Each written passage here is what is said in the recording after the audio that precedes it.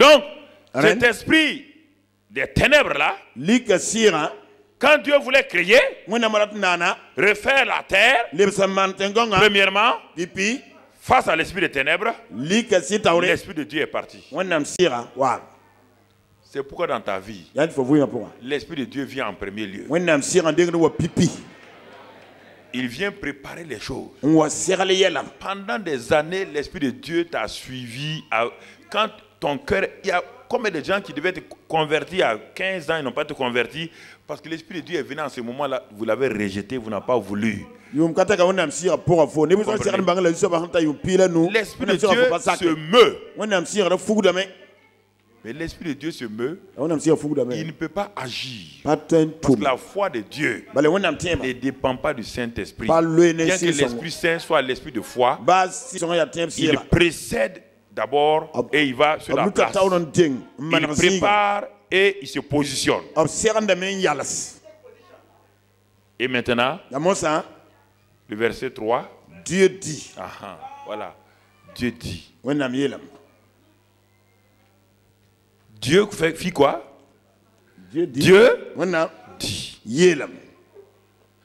N'oubliez pas que Dieu appelle les choses qui n'existent pas à l'existence. Il appelle, il parle. Qu'est-ce que nos yeux... Je vais vous amener tout doucement que vous comprenez. Qu'est-ce que les yeux naturels voyaient quand ils regardaient la terre? Il y avait quoi? Tout était quoi? Ténèbres. Est-ce qu'on voyait la lumière? Est-ce que la lumière était là? Mais pourtant la lumière existait, non? C'était qui lui-même? C'est la nature de qui? Face à la nature satanique, si la nature divine ne vient pas, vous ne pouvez rien faire. Les ténèbres couvraient. N'oubliez pas que nous sommes tous nés dans le péché, enfants de Satan, privés de la gloire de Dieu. Pourquoi beaucoup de chrétiens ne sont pas authentiquement des enfants de Dieu? Parce qu'ils sont nés de l'ennemi. Tout homme qui naît sur cette terre-là, il est né dans la famille de l'ennemi. Il est né sous le contrôle du prince des ténèbres. Il est sous la domination du prince des ténèbres. Pour que tu deviennes chrétien, il faut ces deux éléments-là. Premièrement, le Saint-Esprit. Deuxièmement, la parole. Ta conversion là est basée sur quoi? On te parle de tout commence ici. Tout. La conversion de la terre, la voilà devant vous. Comment la terre est née? C'est le même principe que Dieu utilise partout maintenant. Pour la nouvelle naissance, le Saint-Esprit, la parole. Pour tout, le Saint-Esprit, la parole.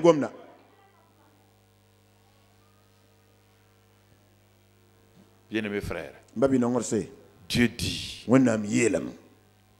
La foi de Dieu est exprimée par ce qu'il dit. Dieu dit que la lumière vienne à quoi?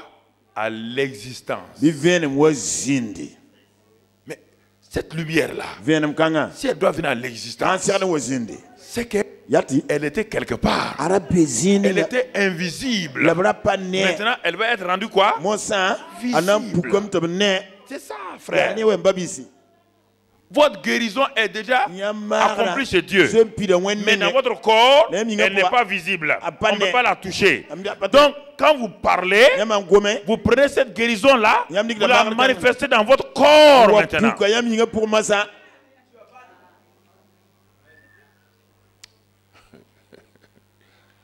Oh Dieu.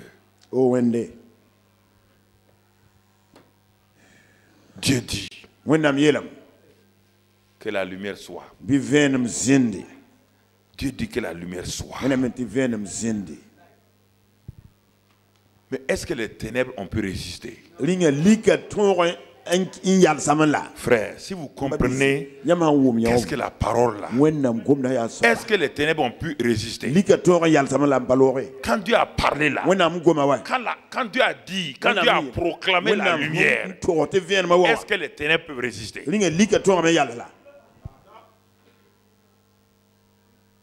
Alors, Si vous proclamez la lumière, pourquoi vos ténèbres vous résistent? Pourquoi? C'est ça qu'on va voir dans toute la semaine. Qu'est-ce qui fait que les ténèbres des gens résistent alors qu'ils ont parlé? Pourquoi les ténèbres? Les ténèbres, c'est quoi? Les ténèbres, c'est le péché, c'est la maladie, c'est la malédiction, c'est la pauvreté, c'est toutes ces choses-là.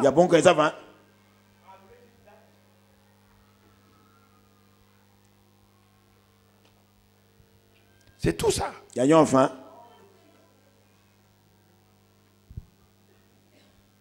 Continuons. Mais on va lire maintenant, puisqu'on va voir tout ça dans la semaine, on va lire un passage. Vous allez comprendre maintenant pourquoi la parole, Dieu a dit, Jérémie 1, verset 12. Nous connaissons ces versets-là toujours dans le style traditionnel. Nous ne nous arrêtons pas pour laisser le Saint-Esprit nous parler. Jérémie 1. Dieu parle à Jérémie. Et Dieu s'adresse à Jérémie. Il dit, et l'Éternel me dit. Et d'abord, verset 11. La parole de l'Éternel me fut adressée en ces mots. Que vois-tu, Jérémie? Je répondis, je vois une branche d'amantier. Et l'Éternel me dit, tu as bien vu, car je veille sur ma parole pour l'exécuter. Écoutez cette déclaration-là. Dieu parle à vous et à moi ce matin. Dieu n'a pas dit qu'il veille sur autre chose. Il veille sur quoi? Sa parole. Pour faire quoi? Cela veut dire que si je suis d'accord avec Dieu, je prends la parole de Dieu là, Dieu va faire quoi? Il va veiller jusqu'à faire quoi? Jusqu'à ce qu'il l'exécute.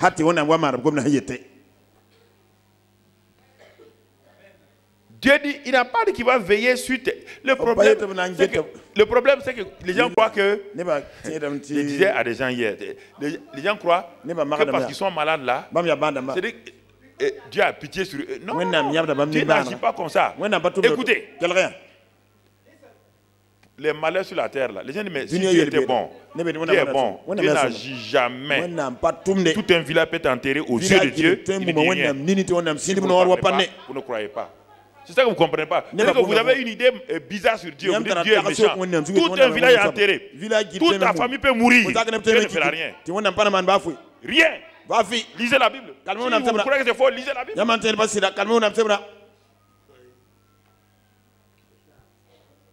Ceux qui sont tués par le tsunami, là, ils ont fait quoi? Une fois, les gens voulaient parler. Jésus a dit. Il dit, mais vous dites que les gens là sont morts. Il dit, mais quand la tour est tombée sur les gens là, ils ont fait quel mal? Vous croyez que parce que vous êtes les gens le tsunami a tué, il n'a pas tué les chrétiens? Hein? Vous êtes meilleurs par rapport aux gens qui sont morts là-bas. Vous ne comprenez pas Dieu. Vous rendez Dieu comme... mais Dieu quand même. Dieu quand même. Écoutez-moi. Dieu quand même quoi? Le gouvernement a mis des feux rouges. Tu brûles le feu rouge, tu es écrasé. Tu vas dire quoi? Que le gouvernement est méchant? Hein? Dieu a mis des principes, des lois. Si tu n'obéis pas, écoutez-moi. La même électricité dans ta maison là, qui t'éclaire là. Si tu enfreins la loi de l'électricité, tu mets ta main dans l'eau, tu touches à l'électricité, Dieu ne te protégera pas. Il faut vous réveiller. Il faut vous réveiller avec une mentalité africaine fataliste là. Dieu n'agira pas. Le courant va te brûler. Même un pasteur, le courant va te brûler. Tu vas venir sec comme un morceau de bois. Tu es assis au ciel, il voit ça. Dieu n'est pas... Amen. Dieu dit qu'il veille sur quoi? Mais si vous dites c'est faux. Quand les Datans, Corée, Abiram ont désobéi à la loi, qu'est-ce que Dieu a fait? Il a ouvert la terre, il les a enfermés.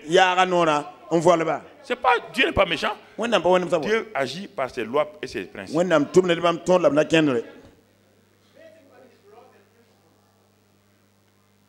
Donc arrête, il faut d'abord, donc ça veut dire quoi? Il faut d'abord que vous connaissez la parole et que vous la mettez, que vous mettez la parole de Dieu en chose. frère, c'est pas en attrapant ton ventre. Seigneur, je n'ai pas d'enfant. Seigneur, je n'ai pas d'enfant. Comment ça ne donne pas l'enfant. Jamais. Ce n'est pas vos pleurs. Les pleurs ne donnent. Écoutez, Anne, elle a pleuré pendant combien d'années? La maman de Samuel, elle a pleuré combien d'années? Plusieurs années. Sa coépouse l'insultait, oui ou non? Elle passait son temps à faire quoi? Son mari la flattait. Oui ou non? Quel jour elle a eu son enfant? Quand elle a donné droit à tout ça, elle est partie chez qui? Elle a parlé à Dieu. Dieu, ces jours-là, elle est sortie avec chose. N'inventez pas des caractères sur Dieu. Dieu dit, je vais sur ma Ésaïe 55. Et notre prophète à qui il parle, Ésaïe 55. Donc, je suis en train de vous introduire tout doucement. Donc, Dieu même, pour faire la terre, il a parlé. Il a parlé. Ésaïe 55, versets 10 et 11. 10 et 11. Regardez bien ce qu'il vous dit encore. Il nous montre autre chose. Comme la pluie et la neige descendent des cieux et n'y retournent pas sans avoir arrosé, fécondé la terre et fait germer les plantes. Donc, la pluie et la neige descendent pour faire quoi? La neige et la pluie ont été envoyées pour un but. Arroser, féconder, germer, donner la semence au semeur et le pain à celui qui mange. Voilà le processus de la parole de Dieu. Verset 11 maintenant. Ainsi, ainsi en est-il de ma parole. Écoutez, vous connaissez les versets, mais vous ne savez pas appliquer les versets. C'est différent. Vous connaissez, vous les citez. Quand je dis ça tout de suite, tout le monde cite ça. C'est pas ça. Comment on l'applique? C'est la même chose. Je connais tous ceux qui ont fait l'école au CM2 là. Tous ont appris que la surface du carré, c'est côté fois côté. Mais ils arrivent à l'examen. On dit de calculer. Pourquoi ils échouent? Ils connaissent côté par côté. Mais pourquoi ils échouent? Pourquoi ils n'arrivent pas à faire la surface du carré? C'est pas la connaissance mentale des versets. C'est leur application.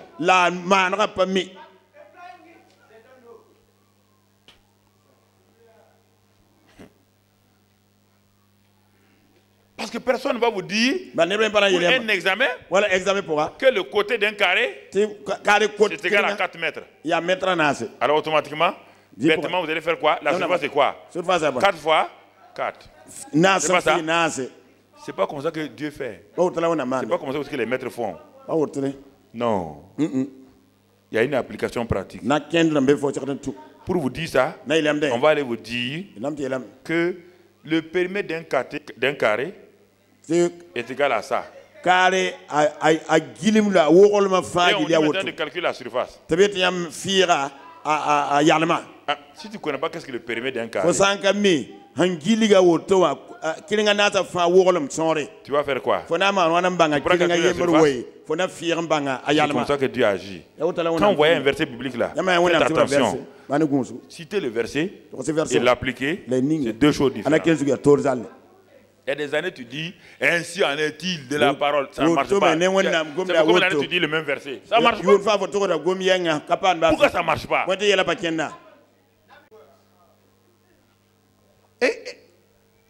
Ainsi en est-il de ma parole qui sort de ma bouche. Depuis le commencement, est-ce que vous voyez ce que je vous dis là? Je suis en train de vous amener. Dieu, dans Genèse, Dieu a fait quoi? Il a ouvert sa bouche et puis il a quoi? Et puis Dieu dit qu'il verse sa parole. Comment? Il dit la parole qui est sortie de sa bouche. C'est cette parole sur laquelle Dieu va veiller. Donc ainsi en est-il de la parole qui sort de ma bouche. Elle ne retourne pas sans effet. Sans effet. Alors, Quelle est la parole dans ton problème que tu as et que Dieu doit veiller dessus? Tu n'as pas de parole. Tu ne connais pas la Bible. Tu cites les versets au hasard. Tu ne t'assois pas, ouvrir la Bible. T'assois toi-même personnellement. Ouvrir la Bible et regarder. Et présenter cette parole à Dieu personnellement. Et proclamer cette parole. Ce n'est pas la connaissance du verset. Elle ne revient point à moi vide. Sans faire quoi? Sans avoir exécuté ma volonté. Sans avoir exécuté. La parole exécute. C'est pourquoi la parole est allée à Marie. Marie, tu auras un enfant. C'est le Fils de Dieu.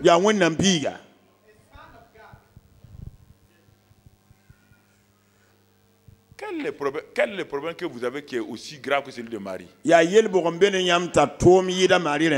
Regardez, la parole de Dieu est sortie. Et Dieu a écouté. Dieu a pris sa parole et l'a mis dans la bouche d'un ange. Qui n'est pas enfant de Dieu. Un ange qui est serviteur. Il te pose la question. Dans un palais royal, le roi envoie un serviteur pour aller dire. Un serviteur qui vient avec la parole du roi pour dire de faire ça. Est-ce que les gens obéissent, oui ou non? Hein?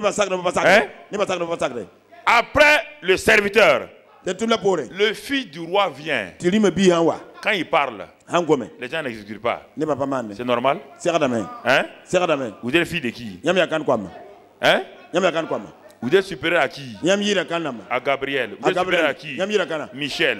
La parole de Gabriel s'exécute et la parole du prince ne s'exécute pas. Donc vous n'êtes pas prince, vous ne croyez pas à votre prince.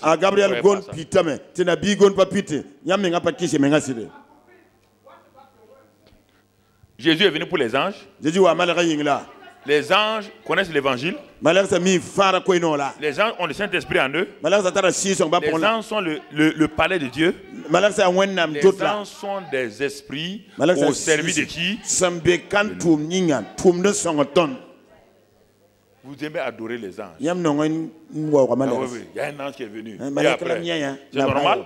C'est comme si le fils du président dit, quelqu'un du fils du président dit qu'il y a un garde-corps qui est venu. Le garde-corps là, c'est pour qui? C'est pas le fils du président là qui a le garde-corps. L'ange est là, parce que nous sommes des fils. Les anges qui sont là, c'est pas nous sommes fils. Est-ce que les anges là sont à Zabredaga?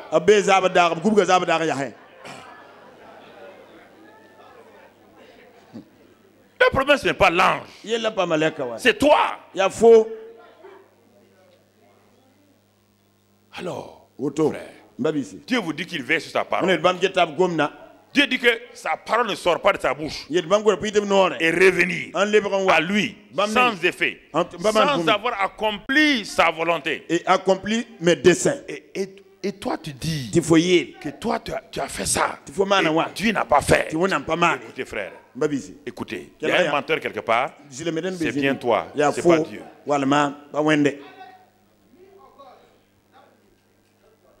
Arrêtons, frère. Arrêtons. Arrêtez et puis dis, mais jusqu'à présent, j'ai cru en quoi alors? C'est ça le problème. Depuis 15 ans, tu dis tu crois là. Et tu n'as pas de résultat là. Tu crois en quoi? Ah, tu veux dire, tu es comme Abraham. Il a fait 24 ans. Mais il avait 24 ans d'incrédulité de lutte.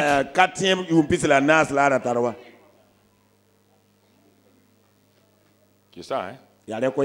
C'est la 24e année, Dieu est venu lui dire, arrête maintenant. Je suis tout suffisant.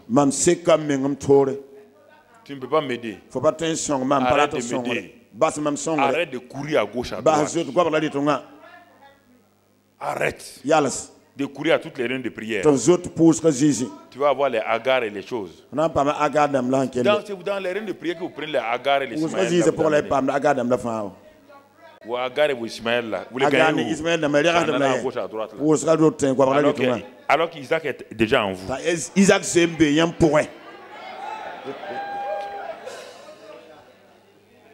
Je vous dis, écoutez-moi. Écoutez-moi. Écoutez-moi. Écoutez. Je vais, excusez-moi, je vais descendre un peu dans la chair pour vous comprendre quelque chose. Quand Abraham allait avec Agar, quand Sarah a pris Agar donné à son mari Abraham là, Isaac était déjà en Abraham, non? Isaac n'a jamais Abraham pour moi. Quand Agar était enceinte là, la Agar wandik pour hein? Wandik pour quand le germe d'Abraham allait dans Agar, Abraham Agar pour moi. Isaac a dit quoi? Isaac il aime témoin. Isaac a dit c'est pas moi hein. Isaac il a pas même quoi. Et qui est sorti? Ismaël. Mais quand le temps de Dieu est venu, quand il est allé avec Sarah, au moment où tout était mort, Isaac a dit c'est mon temps, je sors. C'est comme ça. Vous pouvez mettre au monde des Agar, des Ismaël, alors que Isaac attend. Isaac attend. Isaac c'est la volonté parfaite de Dieu. C'est la bénédiction qui n'est suivie d'aucun chagrin. Oh, alléluia. Alléluia. Makabasa. Amen. Quoi? Faites attention. Les Ismaël sont bien. Ismaël est béni. Dieu a dit je le bénis. Il dit mais l'alliance avec qui? La Kaoula. Isaac. C'est cela. C'est cela, frère. Réfléchissez. Vous vous contentez d'Isaac et d'Ismaël. Et à un moment donné, qu'est-ce qu'Abraham a dit? Qu'Ismaël vive. Dieu a dit non, c'est pas ça. Ismaël va vivre. Mais Ismaël n'est pas l'enfant de l'alliance. Vous contentez des bénédictions de seconde main. C'est ça. Au revoir Belgique. Au revoir Belgique. Au revoir l'Amérique. Quand vous rentrez dans la voiture, dans la voiture, allez. Il y a au revoir France. Au revoir la France. Si la France a dit au revoir, pourquoi toi tu prends ça? Ah, France a dit il y a ça. C'est que le français, il n'en veut plus. Ah, français va y aller, t'es loya. La poudre, on a parlé à toi. Et les gens coudent, pasteur. Dieu m'a béni. Dieu t'a béni. Ça, c'est bénédiction de Dieu. Et quand on a fini de prier, 300 mètres, tu es en panne.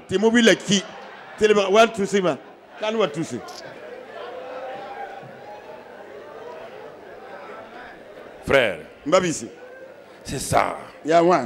Il faut élever le niveau. Montons le niveau. Montons le niveau. Alléluia. C'est notre année de foi en action. C'est l'année où on va voler comme les aigles. Alléluia. Alléluia. Hey. Hey. Que vos Ismaël vivent, mais que vos Isaac soient supérieurs. Alléluia. Amen. Makabasaka.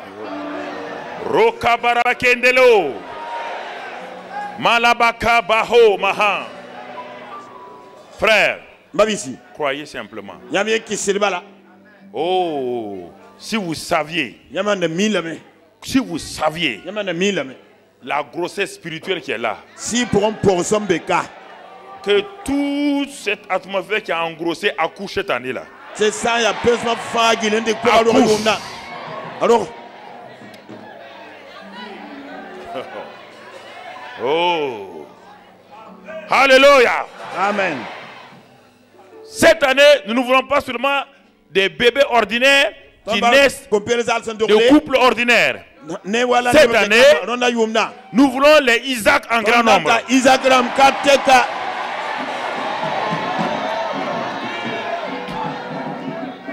Cette année, pendant les mois, quand les jeunes couples viendront se sont mariés l'année passée.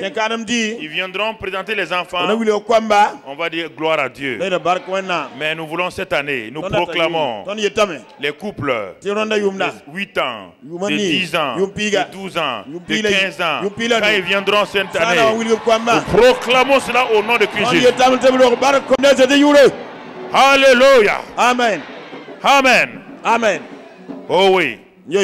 Tout ce que l'ennemi a retardé dans vos vies, cette année, verront leur accomplissement au nom de Christ Jésus. Cela verra leur accomplissement au nom de Jésus. On va terminer en lisant 2 passages. Bon, j'avais écrit beaucoup de choses, mais on va lire deux passages. C'est 4 versets en réalité. Psaume 33. Regardez, je vais vous laisser dans la réflexion. Psaume 33. On aura le temps ensemble cette semaine de parler de Psaume 33. Verset 6. Les cieux ont été faits par la parole de et toute leur armée par le souffle de sa bouche. Verset 8. Que toute la terre craigne l'Éternel. Que tous les habitants du monde tremblent devant lui. Car il dit et la chose, il ordonne et elle. Ça c'est un verset que vous devez encadrer dans votre cœur. Dieu dit et la chose. Bon, ok. Vous allez dire, ah, c'est Dieu qui dit et la chose arrive. Retenez bien ça, hein. Il dit et la chose arrive. Donc ça veut dire que ce qu'il dit arrive. C'est ça, non? On dit ça, c'est Dieu. Ce qu'il dit arrive. Allons dans Marc 11. Retenez que ce qu'il dit arrive. On va voir tout. Il est dit que toute vérité est établie sur la base de quoi? 2 ou 3 témoignages. Si ce que Dieu dit ici là est juste et que ce n'est pas pour Dieu seulement, on doit trouver ça pour l'homme aussi. Si ce que Dieu dit arrive et que ce que l'homme dit n'arrive pas, c'est pas normal.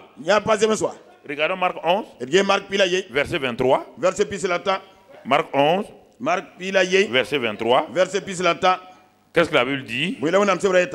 Ayez foi, verset 22, Jésus prit la parole et leur dit, ayez foi en Dieu, mais ayez la foi de Dieu, ça veut dire, je vous le dis en vérité, si quelqu'un dit à cette montagne, ô toi de là, et jette-toi dans la mer, s'il ne doute point en son cœur, mais croit que ce qu'il dit, fait quoi? Ce qu'il dit, Dieu dit, et ça, si toi tu dis, ça fait quoi?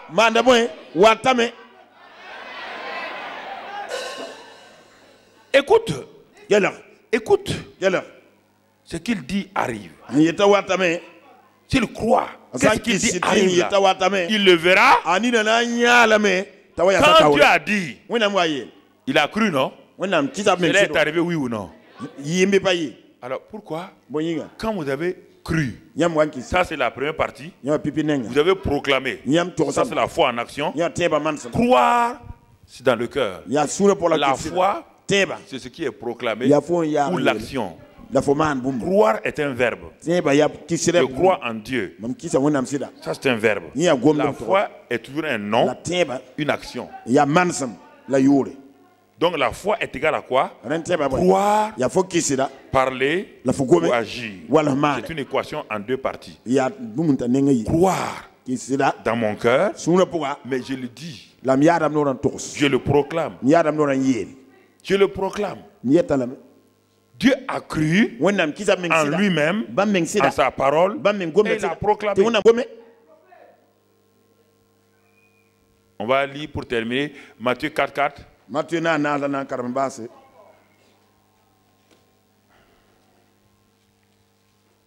Vous allez comparer ces 2 passages-là vous-même. Matthieu 4:4. Et vous cherchez l'autre, Hébreux 10, verset 38. Matthieu 4.4, vous cherchez d'abord Matthieu 4.4. Après, vous mettrez votre main dans Hébreux 10.38. Pour que vous puissiez voir les deux à la fois.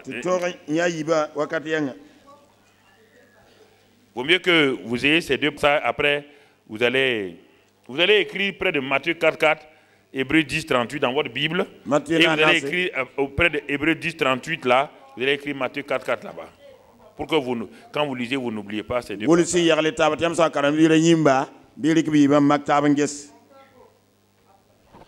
4.4 dit quoi? Est-ce que vous êtes là-bas? Non, ouvrez vos Bibles, s'il vous plaît. Parfois, quand je dis d'ouvrir, là, il faut ouvrir la Bible. Après, je vais vous donner 1 minute pour écrire après. Matthieu 4.4, lis-le. Qu'est-ce que la Bible dit? Jésus répondit à Satan. Jésus répondit à... Il est écrit. Jésus a exprimé sa foi. Qu'est-ce qu'il dit? Si ce que tu crois là, tu ne le dis pas, ce n'est pas la foi.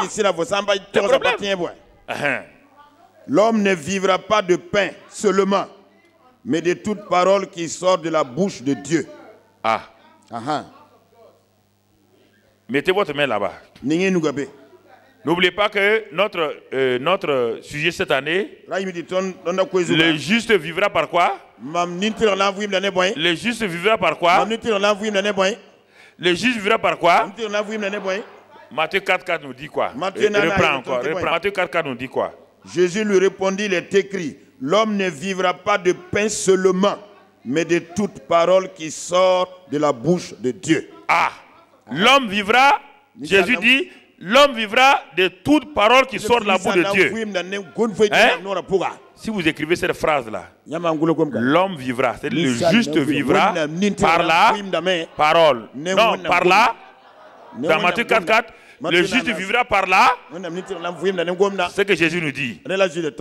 Mais Paul nous dit maintenant, le juste vivra par quoi? Donc la parole et la foi sont quoi?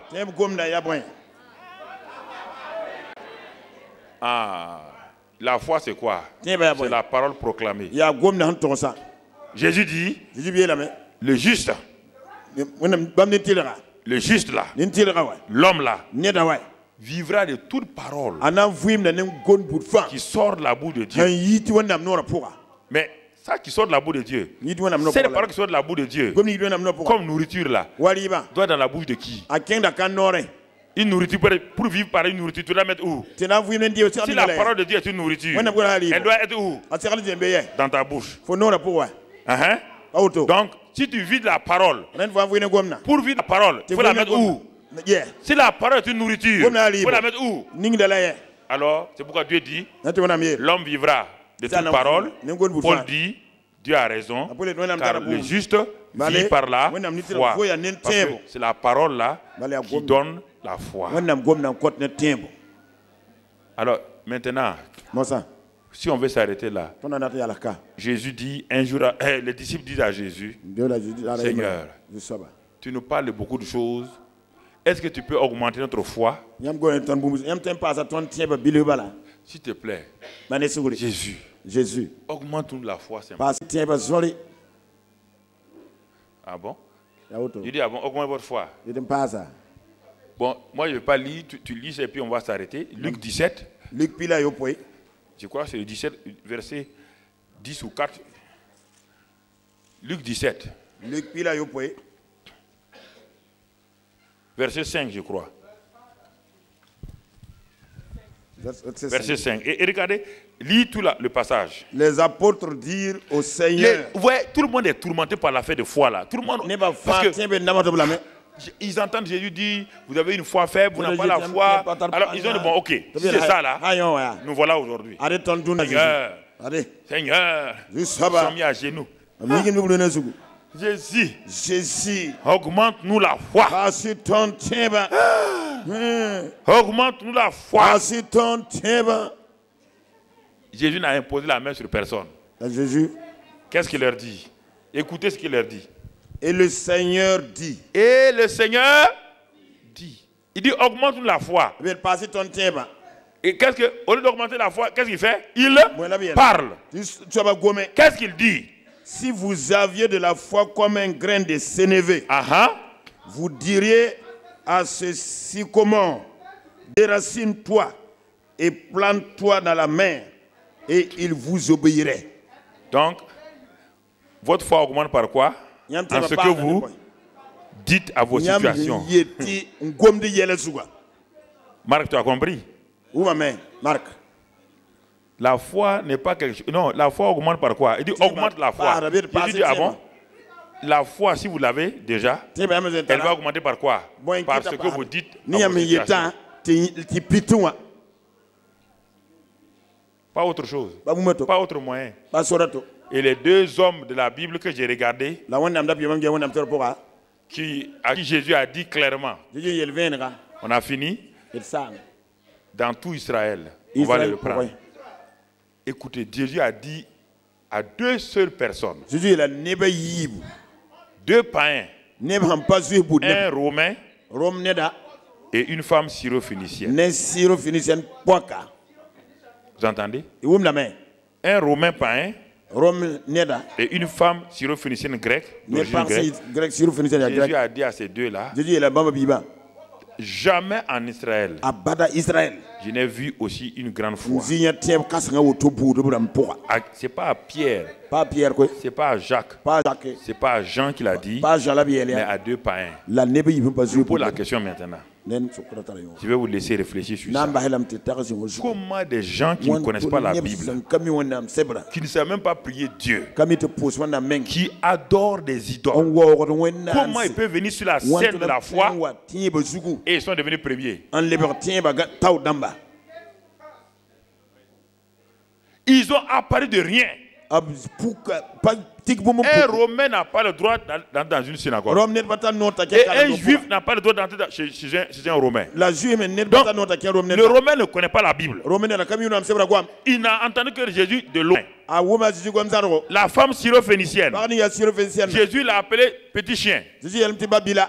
Comment un petit chien et un païen, ils apparaissent sur la scène spirituelle d'Israël? Ils sont au top niveau.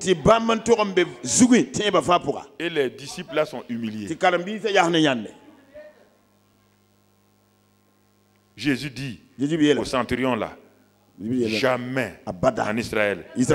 Est-ce que Jésus ment? Donc, tout ce qu'il a vu, les sacrificateurs, ses propres apôtres, les Jean-Baptiste, tous ceux qui ont en Israël là, il n'a jamais vu une grande foi comme ça. Est-ce qu'il ment? Est-ce qu'il exagère? Non. Et quelle était la foi du centenier et la foi de la femme? C'était quoi? Leur parole. Le centenaire a dit quoi? Dis seulement un. Dis seulement un mot. Enfin, moi, je sais qui je suis. Quand je dis un mot dans l'armée là, tout le monde se met au garde à vous. N'est-ce pas, colonel? Tu as dit à un soldat garde à vous et puis il a dit, tu as déjà fait ça? Tu vas le manœuvrer jusqu'à ce qu'il va jouer. Et la syro-phénicienne a dit quoi? Si je suis un petit chien, les petits chiens font quoi? Ils mangent la table en bas, les miettes là, ils mangent en bas. Jésus dit, ma fille, je n'ai pas besoin de prier. Ta parole là, va à la maison. Ta fille est quoi? Il a prié, il a imposé les mains, il a chassé les démons. La parole de la femme a guéri son enfant. La parole du centenier a guéri son serviteur. Cette année-là, votre bouche là, remplissez-la. La parole, c'est les balles. Votre bouche, c'est le revolver. Tirez sur Satan. Au nom de Christ Jésus. Au nom de Christ Jésus. Au nom de Christ Jésus. Que cette grâce vous accompagne. Que cette grâce repose sur vous. Que cette grâce de Dieu remplisse vos cœurs. Afin que vous soyez des hommes élevés, des femmes élevées. Qu'avec Dieu cette année, avec sa parole, nous ferons des exploits. Nous ferons des exploits, frères. Dans chaque domaine de notre vie, nous sommes appelés à faire des exploits, chacun d'entre nous. Pas les pasteurs, pas les diacres, pas les anciens, mais chacun d'entre vous. Vous êtes candidat aux exploits avec Dieu. Voilà, ma fille. Vous êtes des candidats. Donc, faites cela et Dieu est avec vous.